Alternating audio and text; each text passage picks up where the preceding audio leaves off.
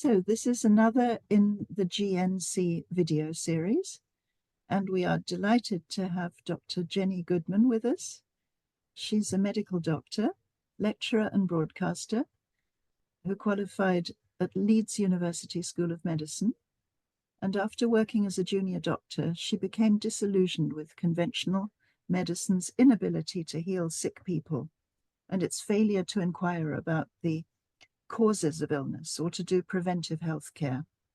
So she went on to study ecological medicine with the British Society of Ecological Medicine, BSEM, which is also a member of the GNC, which is lovely.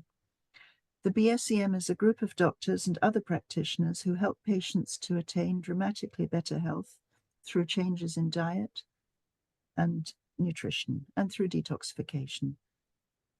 She's been practicing ecological medicine for 22 years and is the author of Staying Alive in Toxic Times, which has the subtitle, A Seasonal Guide to Lifelong Health. She's just written a new book, which is just about to come out. It will have come out by the time you see this, called Getting Healthy in Toxic Times, an ecological doctor's prescription for healing your body and the planet. So thank you very much for being here, Jenny, and giving us your time. Thank you, Gillian. It's a delight to be with you all. Hi. Thank you. I thought perhaps we could start with this question, which is that you called your first book A Seasonal Guide to Lifelong Health and divided it up by the seasons. And this one has the categories of the elements, earth, water, air, and fire. And I just wondered if you could talk a little bit about your choice in doing that. Right. Well, you know, our bodies are different at different times of the year. Our bodies are different at different times of the day and at different seasons of our own lives. So for the first book, dividing it up into seasons felt very natural, very necessary, and very topical. I thought I better write that where we can still recognize the 4 seasons of the year, because the climate is changing so fast. You're not always sure what season it is when you wake up in the morning. What it says on the calendar and what it's doing outside your window may not coincide. But seriously, I think that the nutrients we need and the foods we need and the way we need to live are different at different times of the year. So, for example, quite apart from the issue of temperature, this won't change with climate change, day and night. You know, the day is really short in the winter, really long in the summer. So we're recording this quite soon after the summer solstice. It's light at 4 in the morning. It only gets dark at 9:30, 10 at night. So the natural thing in the summer is to, you know, to play and to party and to do lots of activities and be energetic. And if you want to get up at 5 in the morning, it's absolutely fine. But if you think about December, if you have the kind of job where you have to get up at 5 in the morning in December, it's freezing cold and it's going to be dark for another 3 hours. That's going against your body's natural rhythm. So it's about, can we learn to live more in tune with our body's natural rhythm, which is the rhythm of the earth, the way the earth is turning. So I also talk about which foods are in season at different times of the year. It makes no sense to eat strawberries in January. And it makes no sense to live on hot stews and casseroles in July, unless it's a really cold July. So a lot of it is common sense about how to eat differently and live differently at different times of the year. And the daylight nighttime thing is really important. I explain to people about the pineal gland in the brain, which produces melatonin when it's dark to help you sleep. And also, of course, it protects the reproductive organs. It's an anti-cancer hormone. And nowadays, the kids are looking at blue light on their phone till midnight and beyond, and messing up the pineal. And so they're interfering with their natural circadian rhythms. The other thing that messes up the pineal, and we may come to this later when we talk about the new book, is fluoride. Fluoride accumulates in the pineal and stops it doing its job, stops it making melatonin. So that too will interfere with circadian rhythms and much more. But I also, in the 4 seasonal chapters of the first book, talk about the hazards of the different seasons. So, for example, in autumn, it's mold, right? We get a lot of mold all the year round in this country, but it's particularly bad in the autumn. And I talk about how people can prevent that by keeping the windows open, not letting it get too cold, you know, pulling back the duvet in the morning, airing it, closing it again, because you don't want too much dust either. There's a lot of mold-related illness around, from chronic fatigue to cancer. In the winter, the biggest hazard is infections and rundown immune systems. And I'm increasingly thinking it's not just that our immune system is naturally a bit lower in the winter, it's that it's very much lower if we try to live in the winter as we would live in the summer.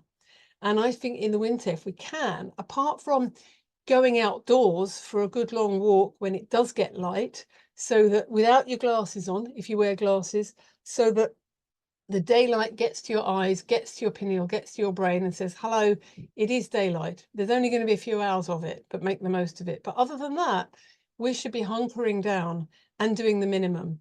And if in the slightest doubt, have a duvet day in December, because that's what our bodies are telling us to do. And when we go against that rhythm, we often get ill. So there's a lot about the most crucial nutrients in there, which you guys will know already, like loads of vitamin C in the winter, loads of vitamin D, obviously, because there's very little sunshine, plenty of zinc for the immune system, along with some selenium, some iodine, and so on, as well as the essential fatty acids. Then with spring, it's pretty similar until it gets to about late April, May, depending what the weather's doing. But the main hazard of spring for a lot of people is hay fever. And there's a long case history about hay fever in the book, in the spring chapter. And one of the things I discovered, I'd already suspected it, but I discovered it for sure with a lot of research with that book, was that hay fever, although it's pollen allergy, is much worse in the city than it is in the countryside. And this is because air pollution makes it worse. And it's an example of tilt, toxicant-induced loss of tolerance. Pollutants in our environment, in this case, exhaust fumes, turn essentially harmless substances like pollen into something toxic. And the way it happens in hay fever is threefold. Firstly, if you've got concrete pavements as opposed to earth, then the pollen can't just fall to the ground and be absorbed. It gets blown around. But more importantly, the effect of air pollution is to burst the pollen grains open. So what you're inhaling is not a sealed pollen grain, but all the powder that was hidden inside it. And that affects the lungs, the eyes, the throat, and so on, much more than an intact pollen grain would. And thirdly, I discovered that one particle of soot from the exhaust pipe, so essentially what we call particulate matter, can contain about, or attract to itself, about 1,000 particles of pollen. So they stick to it. So what the pollution is doing is making the pollen more dangerous and making it more concentrated. And it's a great example of how pollution is making harmless things more dangerous. And in the summer chapter, where I think the publisher expected me to talk about the hazards of too much sunbathing, I actually talk about the hazards of too much sunscreen, because even dermatologists are now starting to acknowledge it's looking like it's the sunscreen that's more carcinogenic than the sun. And of course, as our wonderful colleague, Dr. Sarah Myhill always says, we evolved running naked under the African sun. We evolved with the sunshine.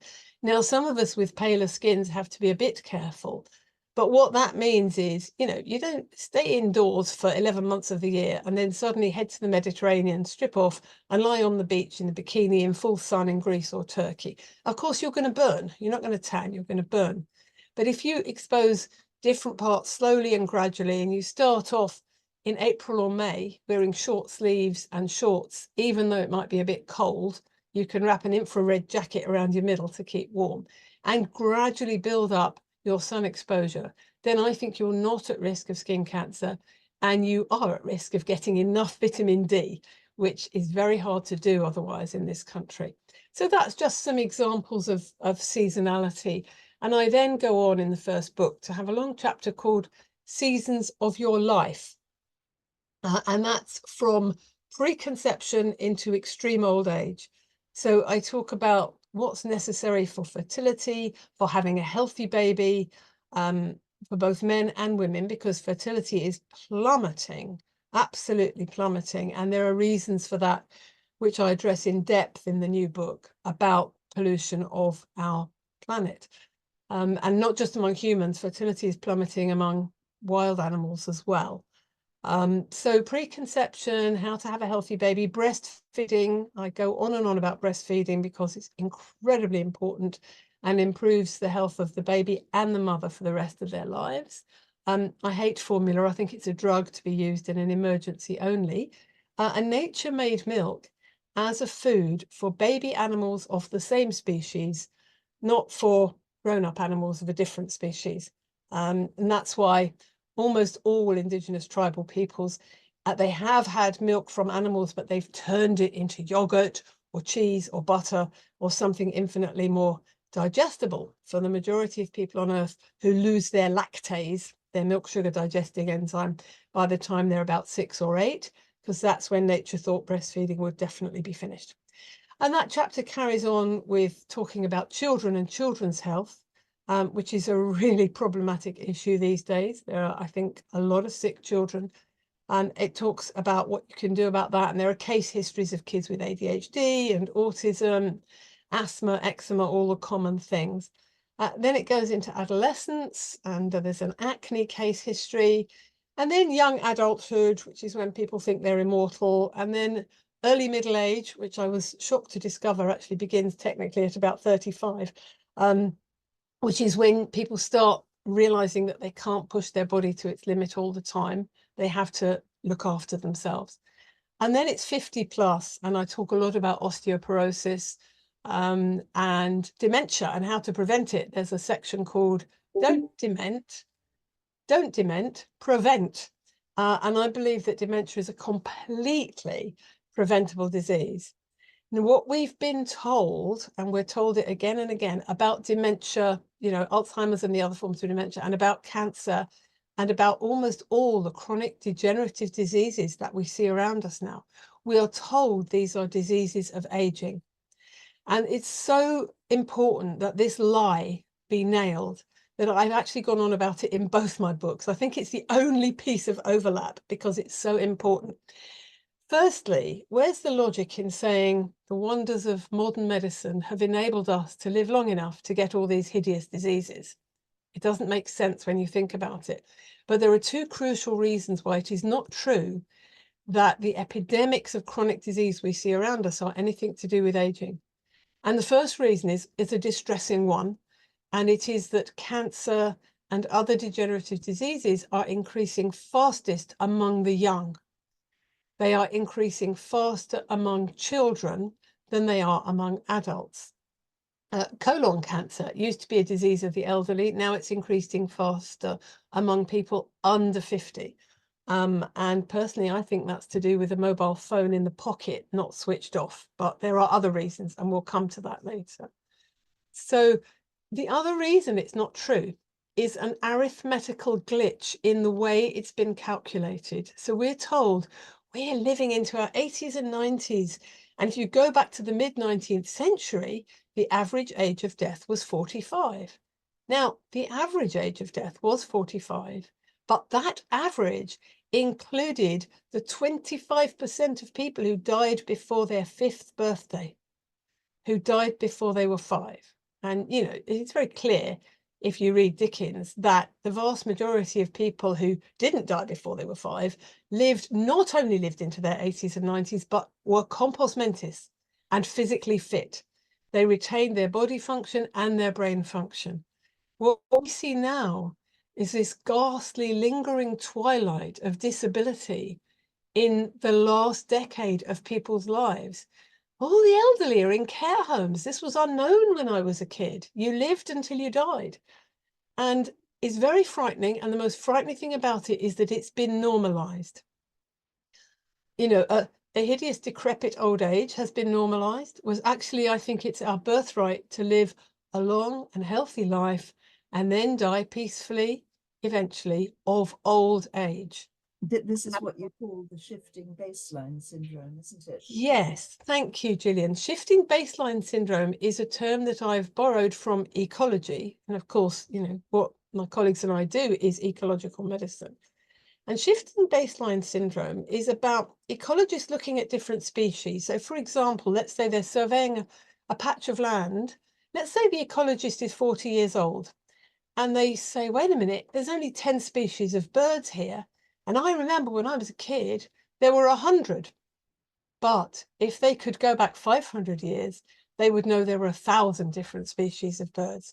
We can only remember as far back as the beginning of our own lifespan. And so we think that what's around us is normal. We think it's normal that every single person knows somebody with cancer. But if you were to go back 50 or 100 years ago, it was very, very rare. Not unknown, but very, very rare. So we have to unnormalize it. I think we have to reclaim our sense of shock and horror at the extent of degenerative disease. And we have to ask about the causes, which conventional medicine still isn't doing. And that's why I've written the second book. To just quote you from memory, one sentence from the introduction to the new book, Getting Healthy in Toxic Times, I've said, the causes of our epidemic illnesses are not unknown. We are eating the causes. We are drinking the causes. We are inhaling the causes. And some of us are rubbing the causes into our skin. And it was realizing this that made me want to write the book, to share information which many of us as practitioners have in our heads in an inchoate sort of way. I mean, we know that there's pollution out there. You know, we measure some of these pollutants in our patients' fat or in their blood, and we're trying to detox them.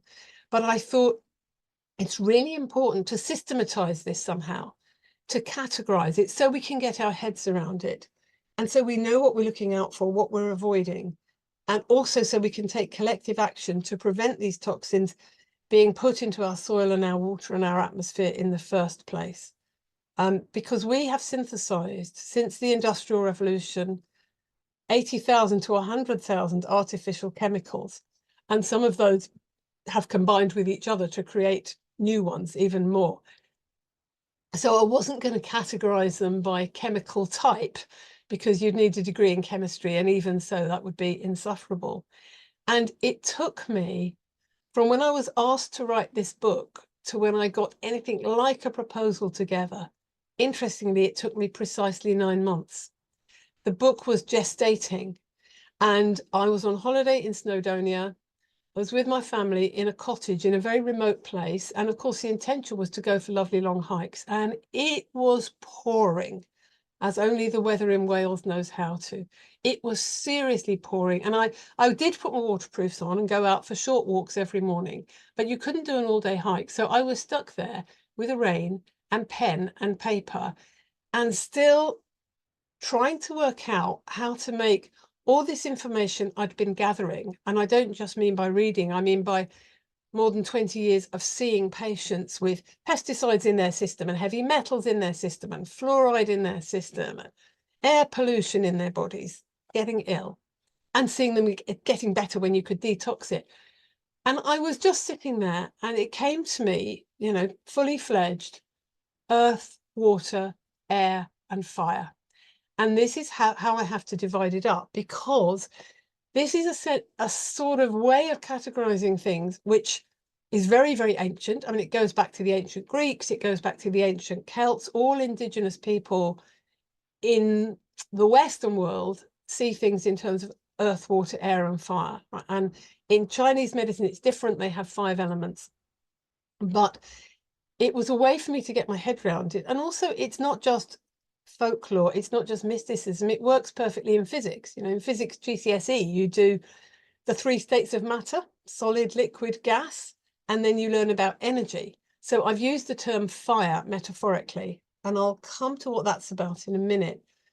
But earth pollution, I'm talking about the heavy metals that are in the soil from mining, the pesticides and insecticides, fungicides, herbicides like glyphosate, the lot, which since the end of the Second World War, we have been spraying onto the earth, spraying onto the plants.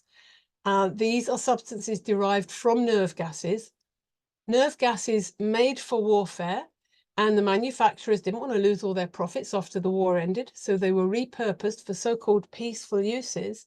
Not peaceful if you're an earthworm. And so they're still making billions. And because they were developed as nerve gases, the pesticides primarily target the nervous system. This is not surprising. There's masses of evidence that they are strongly implicated in Parkinson's disease, multiple sclerosis, motor neuron disease, Alzheimer's, all the diseases of the nervous system. But we know they're also implicated in many cancers and that they are endocrine disruptors. So they mess with your hormones, which can lead to reproductive cancers. And, you know, I think they're implicated even in premenstrual tension, polycystic ovaries, although that's also a sugar insulin thing, and many other endocrine and reproductive problems. So the point about the pesticides is that if they're in the soil, they're in the crops that are grown on the soil, therefore they're in the food on your plate. Now, this may seem glaringly obvious, but it isn't obvious to everybody, and it may not be obvious to your patients. So when I go on and on about eating organic, this is why, because if you're eating organic, you're not eating pesticides. If you're eating non-organic food, unfortunately, you are eating pesticides with every meal. And, you know, there's no way around that. I know there's all sorts of problems with it, and at the moment it's too expensive, but it's only expensive for political reasons. The government are subsidizing the huge agri-chemical farms, the monocrop farms that are ruining the British countryside, and they're not subsidizing small human-scale family farms which are doing organic farming, and they're not subsidizing farmers who would love to transition from traditional chemical, it's not traditional, it's new, but from chemical farming back to traditional organic farming. Because what I've always tried to explain to my patients is organic food isn't some kind of special weird hippie food. Organic food is ordinary food. It's what our great-grandparents ate. It's simply food that's been grown without pesticides, animals that have been raised without antibiotics, without injections of hormones. That's all it is. It's old-fashioned, ordinary food. And you give some brilliant case studies in all of your chapters, but in that one, I think it would be fascinating if you could just sort of highlight perhaps one of the cases there and mention some of the pearls of wisdom that you have. Thank you. So All right. black and white. That would you say, by the way, that this is more a book for sort of lay people, or is it more targeted at doctors and therapists? Absolutely both. It's absolutely both. I believe it's written in a way that it won't be too simple and obvious for practitioners, but it's totally accessible to the lay person, because my lifelong passion has been demystifying medical science so that it's accessible to everyone. You know, I spent many years teaching medical subjects in adult education, because I think it's perfectly comprehensible if you translate it out of jargon. So I'll tell you a little bit about a patient I called Melanie, obviously not her real name. I called Melanie in the book, who came to see me suffering from breast cancer when she was in her 40s. She was 47. You know, and she ate well and she lived well and she took plenty of exercise. There was no family history. There were no obvious reasons. But because I'm an environmental detective, I ask hundreds of questions about the person's environment that they've grown up with. And she had grown up on one of these mega farms in East Anglia. Her father was just growing wheat. And by the way, the problem with monocrops is it encourages pests. And the problem with pests is they encourage pesticide use. What regenerative and truly organic farmers do is they have lots of different plants growing together and animals grazing. And that very diversity keeps down the pests. So you don't actually need the pesticides. There's a lot about that in the first chapter. So Melanie had grown up on a chemical farm, and she actually had this really faint memory of seeing birds around the farm when she was very, very little. And then by the time she was in her teens, there were no more birds around the farm because it was dead because of the chemicals. So I tested in her fat rather than her blood, because the body's not daft. It doesn't leave toxic chemicals hanging around in the bloodstream for more than a day or two. It sequesters them away. And the important thing to know about pesticides, and it also applies to plasticizers, all the chemicals in plastics, and many other toxins we'll encounter, they are lipophilic. They're fat soluble. And so, of course, they head for the fat. So I took fat samples and I found 3 pesticides there. I found glyphosate, which is actually technically not an organophosphate insecticide, but an organophosphonate, and it actually is water soluble, and yet it was there in her fat. And I found 2 others that have now been banned, parathion and tetrachlorvinphos. And the fact that they're banned doesn't mean they're still around, because they are persistent. They're very, very persistent. You're finding DDT and PCBs still around many decades after they were banned. Although I should say they were banned in the West, and the spare supplies were exported to Africa and India, which is absolutely criminal. All right, so back to Melanie. So I found these 3 in her system, and I said, talk to your dad. He's still alive, not well, but ask him, ask him what he used. And she said, of course he sprayed glyphosate everywhere. He said, everyone does, everyone did, everyone still does. And the others we couldn't figure out. One of them is used on animals, but he didn't have any animals on the farm. It turned out that had been put on their pets, their cats and dogs. And the other one was used on the small vegetable garden that they had next to the farmhouse. And she said, but I left home 29 years ago. What are these things still doing in my system? Now, that's a very important question, and it illuminates the interface between individual genetics and environmental pollution, right? When we tested her for a gene that makes an enzyme called PON1, paraoxonase 1, which is able to detoxify the organophosphate pesticides, she had what we call a homozygous glitch, right? Both from her mum and her dad, she'd inherited the version of the gene that didn't really work. So she couldn't make the PON1 enzyme. So she couldn't detox it out of her system. So 29 years later, it was still there. Now, the thing is, somebody else could have grown up on that farm without that genetic glitch, and they'd probably be okay. So it's not that the glitch makes you ill, because before the Industrial Revolution, she would have been as healthy as the next person. But the combination of that genetic vulnerability, plus being exposed to those chemicals, plus being exposed to them in childhood, where even those of us who've got the gene working well don't make very much of it in childhood. It's not expressed. So it was still in her system. Now, was it the cause of her breast cancer? Obviously, I can't put my hand on my heart and prove it, but it certainly didn't make sense to leave carcinogenic pesticides in the body of someone with cancer. So we embarked on a very, very challenging detox program. And, if you do this properly with people, you have to have a couple of sessions just talking to them to be sure they're willing, because it turns their life upside down, okay? Organic vegetable juicing every single day. And if the person is too ill to do it, there has to be someone in their life willing to do it for them. Can it be fruit juices rather than No vegetable?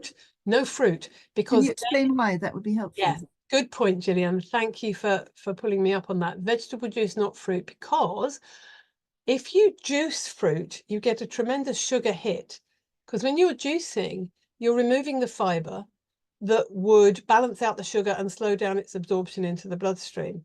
So it's okay to eat an apple. It's not okay to juice an apple. And the last thing you want in someone with cancer is a sugar hit, because sugar feeds cancer cells. I'm going to say that again because it's so fundamental. Sugar feeds cancer cells, and vitamin C, which is a very similar molecule with a crucial difference, destroys cancer cells. Okay, so obviously I took her off sugar, I changed her diet, I gave her masses of vitamin C, obviously vitamin D, omega-3, omega-6 in the right balance at the right times of the month, selenium, zinc, and lots of PC, that's phosphatidylcholine liquid, because it's one of the few substances that directly detoxes the lipophilic chemicals like the pesticides, and glutathione to help the liver detox, and milk thistle to help the liver detox, and B12 because it's good for everything. But she didn't need much because she wasn't having chemo. This is quite a radical thing for me to have put in the book, and the publishers did have a hiccup, but they have not censored me, because this lady chose to have surgery, but no chemotherapy and no radiotherapy. She had a big battle with the NHS, God bless, because the surgeon, well, the oncologist had said, as they do, we'll give you some chemo first to shrink the tumour, and then it'll make the surgery easier and a better cosmetic result. And she said, as I think I would in her place, she said, you know, my instinct is to get the bloody thing removed. Take it out, then we'll talk about subsequent treatment. So she did persuade them to let her have surgery first. And then she decided, and it wasn't my idea, it was hers, she decided not to have chemo or radiotherapy. Now, you will know, if you've seen patients with cancer, that usually they have been through the mill before they come to see you, because us alternative nutritional types are a last resort, because of course we should be the first resort, and you know, the heavy guns of straight medicine should be, you know, they have their place, but they should be the last resort. But because it's the other way around at the moment, most of you will have seen people who've been through that, and you're not only having to try and prevent the cancer recurring, you're having to help them recover from the effects of chemo and radiotherapy and get their energy back and heal their gut lining that's been destroyed by the chemo. I didn't have to do that with her, but I did detox these pesticides. And she was really good. She had the saunas, she did colonic hydrotherapy, she did Epsom salts baths. And the first thing she said, just 6 weeks after the first session, she came back for the second session and she said, well, you know, my energy's better. I used to get coughs and colds all the time and I'm not getting them, because obviously we had boosted her immune system. So that was great. And that at time of writing, she had been totally free from recurrence for 9 years. It's now 10.5 years and she's fine. And our colleague, Dr. Jerry Thompson from the BSM, has also written a wonderful book called, Curing the Incurable. That's what it's called, Curing the Incurable, with a subtitle, What We Can Learn from the Survivors of Serious Illness. And it's from his book that I learned that although chemotherapy initially shrinks most tumors, it does not improve survival rate. With the exception of what I call the liquid cancers, like leukemia, right? It doesn't prolong survival. It doesn't increase survival. With solid tumors, maybe 2%. Obviously, there are very few studies with proper control groups, people like this patient who've chosen not to go that route at all. But those that there are seem to suggest that although chemo always shrinks tumors initially, it doesn't, in the end, prolong survival, still less healthy survival, which makes sense because it targets cancer cells, but it also targets any cell that's reproducing very rapidly. And that's the cells of your gut lining and your blood cells, and so on. So yeah, that was Melanie, and she is doing fine. Well, that's fascinating. Maybe your examples are just so tremendous. Maybe you could give us an example a bit later from perhaps the water chapter. I did really sit up when you wrote about fluoride, because of course that's planned to be introduced in the, you know, in many, many more areas of the UK than it has been so far. And you know, you produced some astounding facts about that, many things that I hadn't known. Let's talk about water in a second. Let's just finish off talking about the earth first, because the pesticides are not the only thing that non-organic farmers are putting in the earth. They're also using synthetic fertilizers. And this impacts directly on your work as a nutritional therapist, because the synthetic fertilizers only contain nitrogen and phosphorus and a bit of potassium. Now, you've probably never found anyone deficient in those. I haven't, because the plants are getting masses of that, but they're not getting the magnesium, the calcium, the iodine, the selenium, the zinc, the trace elements, some of which the plants need and some of which they don't. Now, they can manage without selenium, but we can't. So we're eating these cabbages and broccoli and whatever grown on this very depleted soil, because the synthetic fertilizers make the plants grow very fast, very tall, but spindly and weedy with very weak cell walls. And they drain a lot of the nutrients out of the soil, and there's nothing left. So, you know, your patients can be eating loads of broccoli and watercress and all the good stuff. But when you measure their zinc and their selenium and their magnesium, it's rock bottom, because the minerals have been leached out of the soil by forcing the plants to grow so fast that they, within 2 or 3 crop rotations, they're just used up. And that's quite apart from the fact that this kind of farming destroys the structure of the soil. So when it rains, the soil, along with its synthetic fertilizers, is washed away into the rivers, into the sea, and you get dead zones where there's so much fertilizer that you get algal bloom, and that is poisonous. So there's all sorts of problems with synthetic fertilizers as well. Plus, as I mentioned earlier, we've been mining for centuries, and a lot of those metals, which do no harm in the crust of the earth, do an awful lot of harm when they get into the soil and into the food supply, which they do, because what goes around comes around. They also get into the air from the burning of fossil fuels, because the little bits of these metals combined with the coal and the oil that they drag out of the ground. And so the main ones are lead, nickel, mercury, aluminium, cadmium, and there's quite a lot of minor ones. And I do go through the metals in some detail. And in each case, I give a case history of what happens if it gets into you. What does it mean? So, for example, you may not know that nickel is implicated in diabetes. We know that the main poison culprit in diabetes is sugar. But nickel messes with the sugar metabolism, and it may do it partly by displacing zinc, which is crucial for making insulin molecules. So there's wheels within wheels here. And if you're dealing with someone with diabetes, check that they're not nickel toxic as well. Each of these toxins has a way of detoxing. So with nickel, you want zinc to push it out, but then you want the amino acid methionine to grab onto it, chelate it, and pull it out of the body. With aluminium, which there's a lot of about, and I've said quite openly in the book that it's not just in the saucepans, it's not just in the aluminium foil, it's not just in the underarm deodorant, where of course it gets to the breast and is implicated in breast cancer, and it gets to the brain and is implicated in Alzheimer's. It is also in many childhood vaccines. That used to be mercury, now it's aluminium. It's in the flu jab. And it's in a lot of other jabs. So we've got aluminium in our systems. You remove it with all the standard detox protocols that are in chapter 7 of my first book, involving a lot of vitamin C, saunas, and so on, but you specifically remove it with silica. And thanks to Professor Christopher Exley, we know that silica will remove aluminium. And I have done this with many patients, particularly most recently somebody with fairly advanced dementia. I wish she'd come a little bit earlier, but she was conscientiously having her flu jab every year, as she proudly told me, and her aluminium was so high, it was unbelievable. And within 2 years, we got it out of her system using the silica. So these things can be done. And there's another case history in chapter 2 of the book about a little boy who had high levels of mercury, because he's 20 now.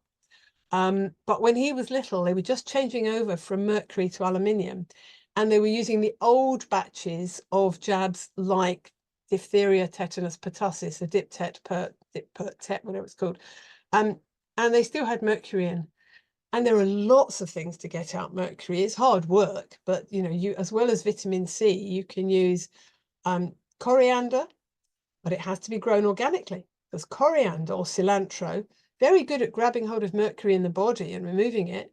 Of course, it's better not to use that if a person has amalgam fillings, isn't it? Oh God, you don't detox mercury if you've still got a source of mercury. But I was just mentioning that because, of course, the child case is ideal.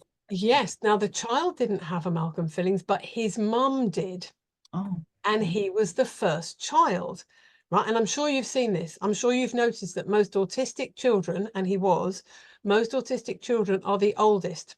The younger siblings are okay because the mum has detoxed her load of heavy metals into the first child. Now, this is not the kind of detox we want. This is why I did preconception care, trying to detox before you get pregnant. That's the ideal scenario. So this little boy had a kind of preloading of mercury through the placenta from his mum's fillings, and then he had a series of vaccinations. He got worse and worse with each one, and by 15 months had a diagnosis of full-blown autism. Okay, so he first came to see me when he was, I think, 4, and the mercury was finally out of his system when he was 16. That's how long it took, partly because there are many detox methods you cannot use with a small child, and you can't use colonic hydrotherapy, you can't use saunas, and when they're very little, there's certain things they cannot swallow, and there's a limit to what the harassed parents can manage. But we gave him actually just coriander leaf. Has to be organic because, as I say, it's good at picking up mercury from the body. It's equally good at picking up mercury from anywhere. So if it's grown in contaminated soil on an old industrial estate and there's mercury in there, any heavy metal, it'll pick it up and then it'll be giving you mercury instead of taking it away. So got to be organic coriander. Yes, that's the case with chlorella, I believe, as well. And exactly with chlorella, too. Yeah. it has to have been grown in really pure, uncontaminated water. So you can use chlorella and you can use coriander, you can use all the sulfur-containing vegetables, which is alliums, you know, onions, leeks, garlic, and also all the brassicas. And you can use selenium, you can use zinc. You know, there are a long list of things that help to get rid of mercury. And of course, milk thistle to help the liver process it well. But you can't do all that with a 4-year-old. So we did what we could and we measured every year. Interestingly, this kid had high mercury in the stool and in the urine, but not high mercury in the sweat. We used to measure sweat in those days because he couldn't excrete it via sweat. That was his genetic vulnerability. And this is what you find, that lots of kids are exposed to mercury, and some of those that suffer most are precisely the kids that for some reason cannot excrete it in their sweat. So you see that pattern in the autistic kids, low level of mercury in the sweat, but high level in the urine and particularly in the stool. And I didn't use, you know, any provoking agents. You know, I didn't give him a dose of anything to bring it out in the urine. It was just there. So yeah, he is still technically autistic. He's the kind of person that would rather do a maths problem than go out with a girl. But he's a functioning human being and he was destined for special care. So he's vastly better than he was. And one of the interesting things is, doesn't have to be as strict as he had to when he was a child. We took him off gluten and off casein, so off dairy completely, because in these kids, they can't break down the gluten and the casein at all. They partially break them down to what Dr. John McLaren Howard used to call neuroactive peptides. So small chunks of a protein molecule that seem to act as hormones or neurotransmitters and make them kind of crazy. They act a bit like morphine. So they'll have a pizza and crash out and generally be zombie-like. When you take that out of the diet, they get much better. And he started making eye contact, allowing himself to be cuddled again, having been going rigid and having tantrums in his parents' arms. So we got a lot of improvement socially. But by the time he was 18, we'd done so much work on healing his gut that he no longer needed to be strictly gluten-free and casein-free. So these strict regimes are not necessarily forever. And his mum went on to have her own mercury amalgam safely removed. And the order of events here is important. First, before you remove the amalgam, you get every nutrient to tip-top level. So you've got vitamin C, vitamin D, and all the minerals at good levels. Then you go to a safe dentist who belongs to, say, the IAOMT, International Academy for Oral Medicine and Toxicology. These are the dentists that know that mercury is toxic, and they won't just drill and release more mercury into the system. They have all sorts of clever protocols that protect you. So stage 1, get the nutrients tip top, put the good stuff in before you take the bad stuff out. That's my motto. Second, remove the amalgam fillings. And third, detox the mercury that's left in your system. So his mum did that. Then she got pregnant. She's had 2 more children, neither of them remotely autistic because they didn't get any mercury through the placenta. She also chose not to vaccinate them at all, except she gave them the best immunization there is, which is breast milk. And, you know, sunshine and exercise and all that stuff. So the other kids are fine. Oh, another wonderful case study. Yeah, your book is just full of them. Really, really valuable. I think it's lovely as well that at the end of each section on the different heavy metals, you give how to detox them. And that does vary by heavy metal, doesn't it? For example, hexavalent chromium, which not a lot of people talk about, but you do. It's from Ellen Brockovich, isn't it? That's right, the film Yeah, from 2000. Yeah, that's done right. that in patients before. Yeah. Yes, and I should give credit here to our colleague, Dr. Rachel Nichol, who dug up a lot of the, if you'll pardon the pun, dug up a lot of the heavy metal information and helped me with some of the references on that. She's in the acknowledgements for doing that. So you wanted to move on to water.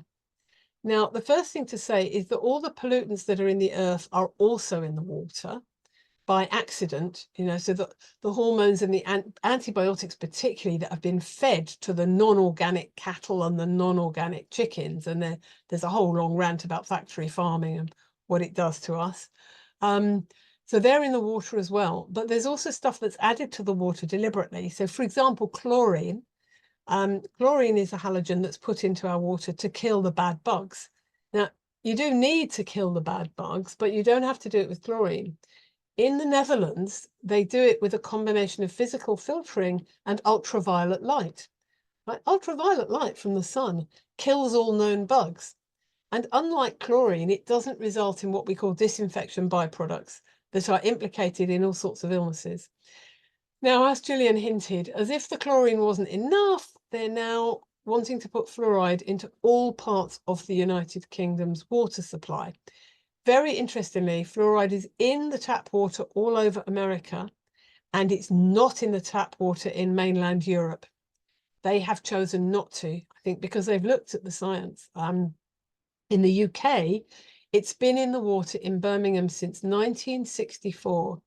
And as I say in the book, it took me years to notice that seeing patients from all over Europe and the UK, I was seeing a disproportionate number of children with bone damage and brain damage, often without a proper diagnosis, from the West Midlands and the Republic of Ireland. They've also had fluoride in their tap water for a long time in the Republic of Ireland. So long story short, you measure the fluoride in their urine and it's through the roof.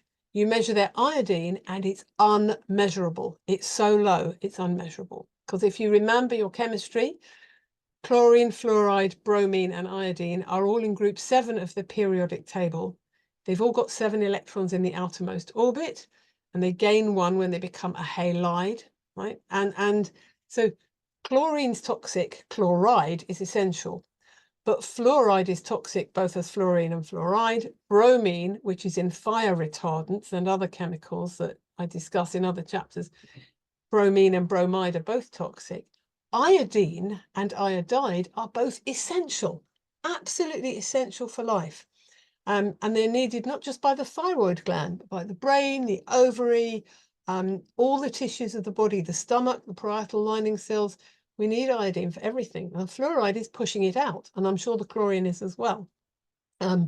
So with this particular child I call Rory in the book, who had a diagnosis, eventually had a diagnosis of global developmental delay. He couldn't read and write properly. His speech was very slow. He was really sluggish and half asleep. He was 9 and he couldn't do arithmetic or anything. And he also had this really weird waddling gait, and there was something wrong with his bones and they couldn't work out what it was. They had a long list of things that it wasn't. Nobody really knew what it was. So I did 2 things. I made his mum get a water filter to get rid of the fluoride from his water that he was drinking and that she was cooking in and everything. And I asked her to give him iodine. And we did lots of other things. I mean, the B vitamins to improve his brain health and so on. But long story short, in a year or 2, the iodine was normal. The fluoride was gone. They were filtering the water. His brain function had improved out of sight. His teachers said he was nearing educational normality, but his bone structure was damaged and I couldn't make it better. It was just a case of physio. Too late. Yeah. Fluoride damages the architecture of the bones. It's implicated in osteosarcoma, which is a rare and fatal primary bone tumor that young people get. I could go on about fluoride, but I won't. But I will just say you will be asking yourself the obvious question, why? Why are they putting it in the water if it's so dangerous? And unfortunately, the answer is money and politics, as ever. This fluoride that's being put in the water is a byproduct, a waste product of the phosphate fertilizer industry, right? We're back to chemical farming. Oh, It's a waste product of the phosphate fertilizer industry. And you can read all about it in chapter 3 of the book. But again, long story short, they weren't allowed to release this waste product in the 1940s and 50s and 60s into the environment, because wherever they released it, cattle were dying and people were getting ill. It was obvious, and they weren't allowed to release it from factory chimneys for the same reason. Sleight of hand, they've changed its name from a waste product to a co-product.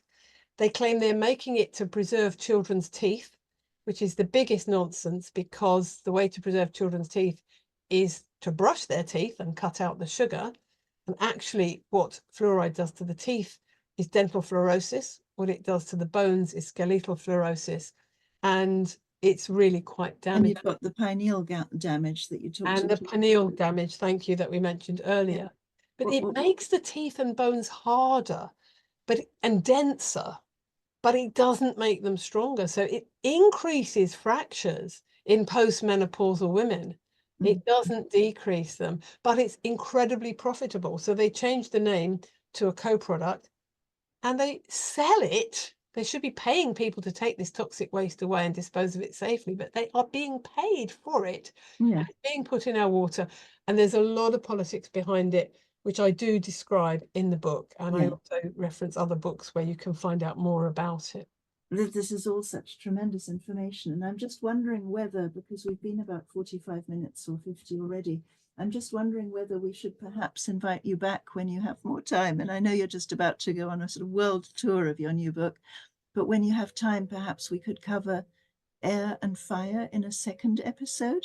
Is that something you can imagine, perhaps in autumn? We have got less than halfway through, but that's life. We could talk about that would be lovely, wouldn't it? And very possible, I think. we could talk about air pollution. We could talk about what I'm metaphorically calling fire, which is two forms of electromagnetic pollution. Yeah. Nuclear radiation at one end of the spectrum, which is still a hazard, and electromagnetic radiation from our phones and Wi-Fi and cell phone towers at the other end. Oh, hugely important. If you're talking about water, we should just finish off by saying the other pollutants in the water are sewage, and PFAs, as in the film Dark Waters, the forever chemicals, and plastics. Plastics is the most dreadful of all. Every time you drink water out of a plastic bottle, you're drinking, about 1 million nanoparticles of plastic. Every time you throw that away or recycle it, that plastic's going back into the ocean. It's killing the birds, it's killing the fish. We're eating it again. And the plastic, like the pesticides, is estrogenic. It sits on the cell surface receptors for estrogen and is very implicated in our epidemics of breast cancer, prostate cancer, and other reproductive cancers. So yeah, plastic is an absolute hazard to us and the planet simultaneously. Absolutely. Lastly, with water, we should just remember that you might think you're not taking any pharmaceuticals. You might think you're not taking any drugs, but you are if you're drinking unfiltered tap water, because all the people around you taking the pill or the antidepressants or HRT, and all the animals on the non-organic farms being given antibiotics, and all the people taking antibiotics, they're all peeing. It goes into the water table. It eventually comes out of your tap, because the water companies don't have a means of taking it out. They're just focusing on taking out the bugs. Absolutely. So unless you're filtering your water, you are drinking other people's drugs and plastics and halogens like fluoride and chlorine. And unless you're eating organic, you are eating pesticides. And we can talk another time, certainly, about air and what I call fire, and also about your home, about how you can change the indoor pollution inside your home and get rid of it and make your home a safe, clean place to live. Also important for the naturopaths watching this, and also the naturopathic doctors, and everyone who you train up as well at the BSEM. So that's the British Society for Ecological Medicine, where I know you have your home. But what's so wonderful is that those doctors now have a home in the GNC as well. So I'm so pleased about that. yes, Thank you, guys. so much like to have you on again, really. So I do hope that will be possible. Let us know, where can people buy your book? Right.